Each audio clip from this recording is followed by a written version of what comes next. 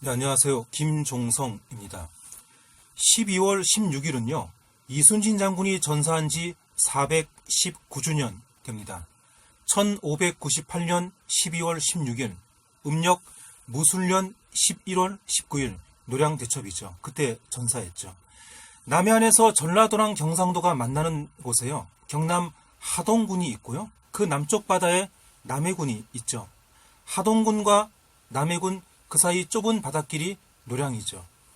여기서 벌어진 노량대첩은요, 임진왜란을 마무리하는 전투였습니다. 이때 장군이 전사하면서 남긴 마지막 말이 있죠. 장군의 조카 이분이 기록한 이 충무공 행장에 따르면요, 내가 죽었다는 걸 말하면 안 된다. 근데 장군이 입으로 남긴 최후의 말은 그거지만은요, 글로 남긴 최후의 말이 따로 있습니다. 난중일기 마지막 대목이죠.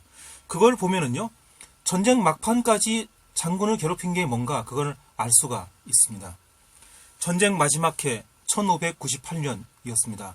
장군이 명나라 수군대장 진린하고 합세를 합니다. 조선 명나라 연합 수군이 된 거죠. 그때 이걸 걱정한 사람이 있습니다. 무명의 이순신 장군을요, 전라 좌도 수군절도사에 천거한 사람이죠. 유성룡이었습니다. 유성룡이 걱정한 거는요, 진린의 성격 때문이었습니다. 임진왜란 때 전시 군령권, 그러니까 전시 작전 통제권이요, 명나라에 있었죠. 그래서 조선 명나라 연합수군의 군령권자는요, 명나라 장군 진린이었습니다. 이순신 장군은 지위를 받아야 됐죠. 근데 진린은 성격이요, 성급하고 사나웠습니다. 행패도 심했고요. 조선 관원의 목에 끈을 매고요, 질질 끈 적도 있습니다. 그래서 유성룡이 걱정한 거죠. 유성룡은 회고록 징비록에서요, 그런 진린을 이순신이 제지하면 충돌이 생길 거고, 그렇게 되면 이순신이 패전할 수도 있다 염려를 했습니다. 근데 막상 이순신 장군하고 합세한 뒤로요, 진린이 고분고분해집니다. 그 강직한 이순신 장군이요, 그 강직한 성격을 억누르고요, 비위를 맞춰준 결과죠. 툭하면 파티를 열어주고요, 또 술도 함께 마셔줍니다.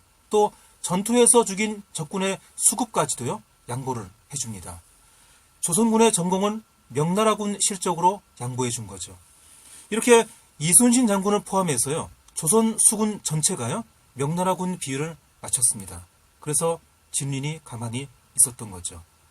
그런 중에 벌어진 게 바로 노량대첩이었습니다. 그래서 노량대첩 직전까지요, 그러니까 세상을 떠나기 직전까지요, 장군이 제일 힘들어한 거는요, 일본군이 아니라 명나라군이었습니다. 그런 고충이 난중일기 마지막 대목이죠. 무술년 11월 17일, 양력 1598년 12월 14일자 일기에 적혀 있습니다. 전사 이틀 전 마지막 일기였죠. 그날 조선수군이요, 일본군 군량미 수송 선박 한 척을 발견을 합니다. 바다에서 추격을 해서 선박이랑 식량을 압수합니다. 하지만 도로 뺏깁니다. 누구한테? 명나라군한테 빼앗깁니다. 그런 사실이 장군한테 보고가 됩니다. 난중일기에 보시면은요, 포획한 외선과 군량미는 명나라 군사한테 빼앗기고 빈손으로 와서 보고했다. 이게 난중일기 마지막 문장이 됐습니다. 이렇게 장군은 막판까지 명나라군 때문에 속을 썩다가요, 노량대첩을 치렀고요, 그리고 전사했습니다. 막판까지 장군을 괴롭힌 거는요, 전시 작전 통제권이 조선군에 없다, 그 점이었습니다. 우리 땅에 들어온 도적은요, 우리 힘으로 막으면서도요, 명나라의 비위를 맞춰야 됐죠. 그래서 장군의 마지막 일기가 명나라 군사한테 빼앗기고 빈손이다, 이렇게 된 거죠. 우리를 지키는 전쟁은 우리 스스로 지휘해야 한다. 이게 이순신 장군의 마지막 일기, 그게 주는 메시지였습니다. 감사합니다.